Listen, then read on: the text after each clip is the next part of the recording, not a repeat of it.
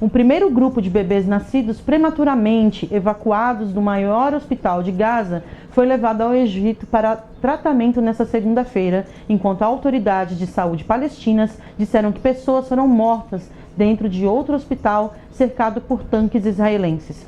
Esperava-se que mais de 2 dezenas de bebês cruzassem, de acordo com o Crescente Vermelho Palestino e que a TV Al Jazeera do Egito.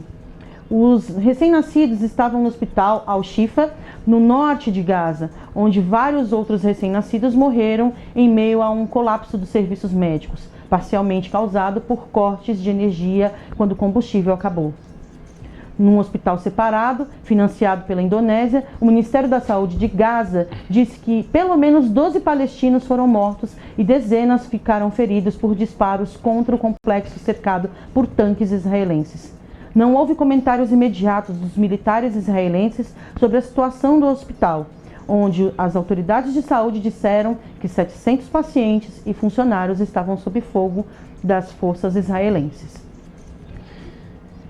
É situação muito delicada, a situação dessas crianças no hospital, na faixa de Gaza. A gente está acompanhando aí desde 7 de outubro, já está quase, daqui a pouco a gente está indo para o 2º mês de conflito entre o Hamas e o governo de Israel.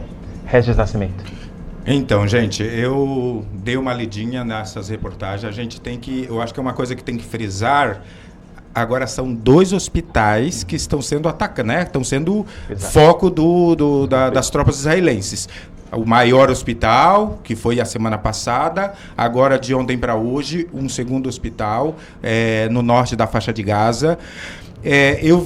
A gente já vem comentando sobre isso, afinal o conflito começou em 7 de outubro, e desde o início eu venho falando, né, quando eu venho comentando aqui as oportunidades que eu tenho, a desigualdade do conflito, não é?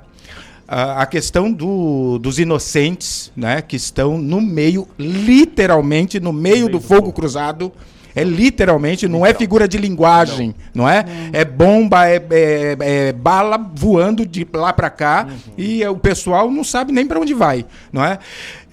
E aí eu sempre tenho dito, né, aqui, na minha opinião, qualquer guerra que seja, qualquer uma, não é?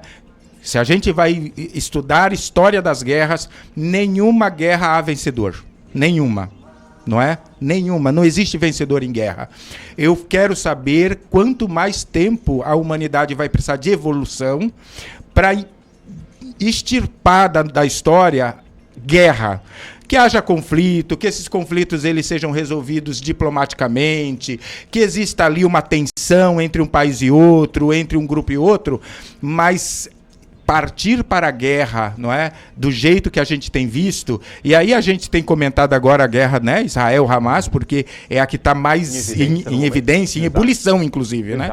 Não é? A panela está explodindo. E sem nenhum meio de diálogo, sem nenhuma diplomacia capaz de resolver o conflito, de intervir no conflito. A gente já viu aí cartas sendo emitidas pela ONU, os principais chefes de Estado tentando, de alguma forma, conscientizar e amenizar o conflito, mas até agora não houve nenhum tipo de avanço nesse sentido. E isso é o que mais entristece a gente, porque a gente vê, inclusive, que os esforços diplomáticos, na verdade, eles não significam absolutamente nada.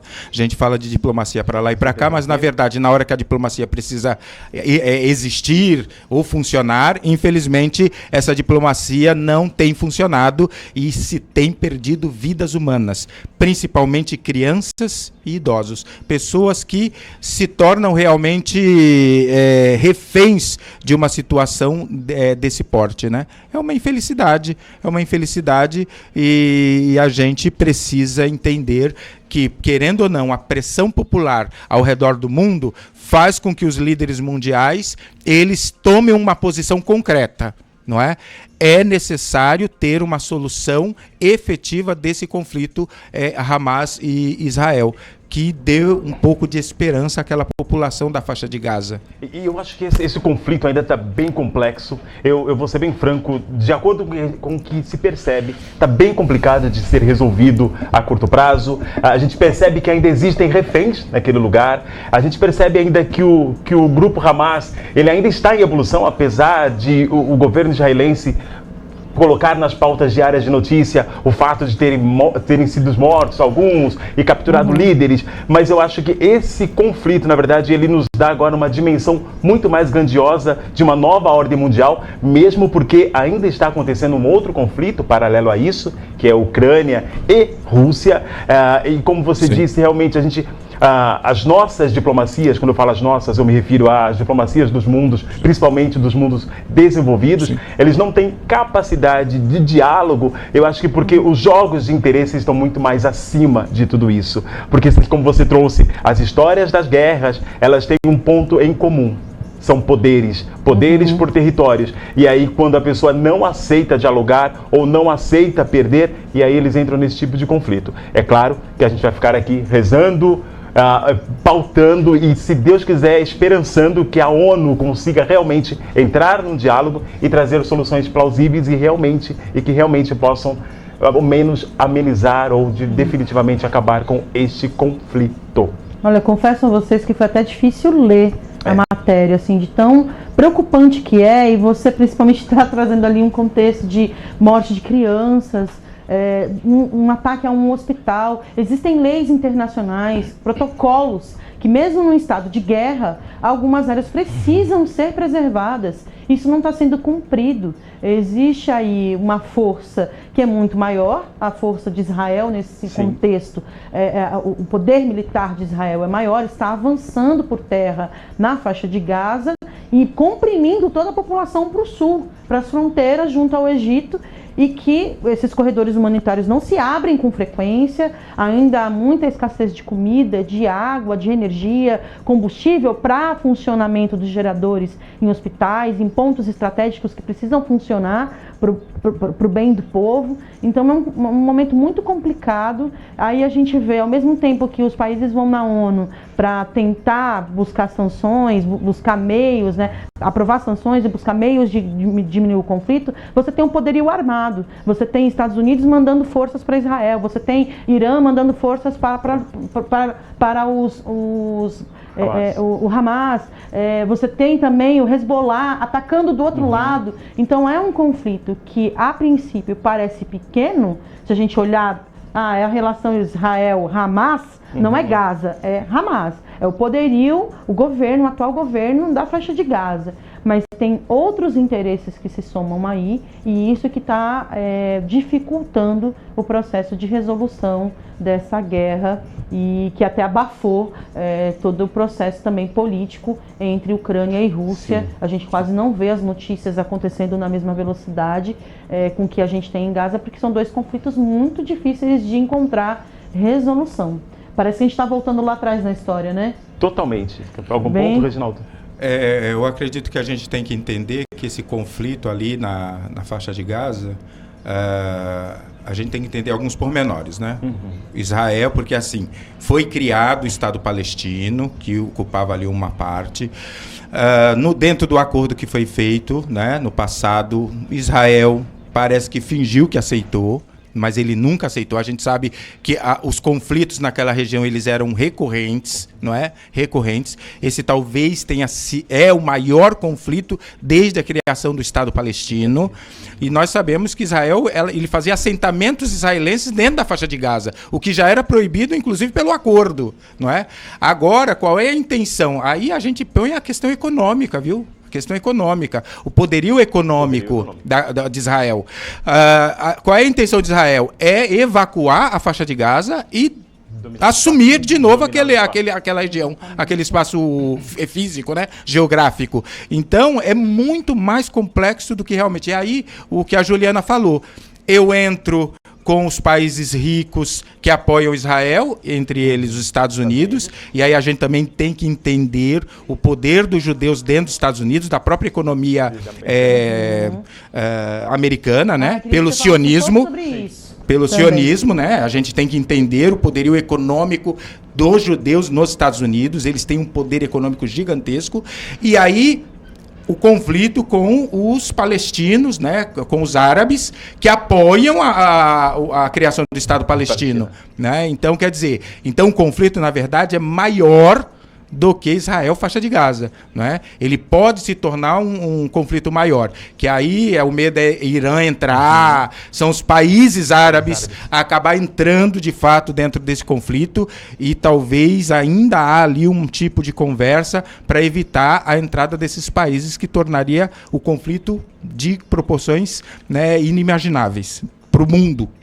Você traz, quando o Reginaldo traz o fato do poderio americano e principalmente dos judeus naquele país, é porque esse poder econômico deles é capaz de influenciar, para você entender, é capaz de influenciar a decisão ou principalmente a entrada dos Estados Unidos nesse conflito. E aí a gente tem nesse contexto uma possibilidade de uma guerra ainda muito maior. Até trazer também, ontem, assistindo o Fantástico no Fim do Dia, veio uma matéria dizendo que um navio foi interceptado ali pelos israelenses, pelo Hamas, e é um navio britânico operado por japoneses. E aí não se tem notícia do paradeiro desse navio. Ou seja, se ficar comprovado qual lado foi que interceptou, vai ser problemático, porque aí a Inglaterra vai se posicionar, o Japão vai se posicionar, e a gente tem aí uma extensão maior de diplomática para resolver.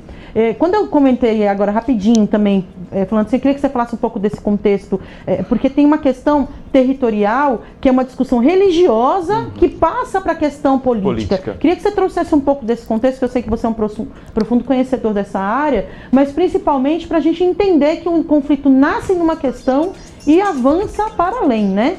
Nasce no conflito territorial religioso e passa para a questão política.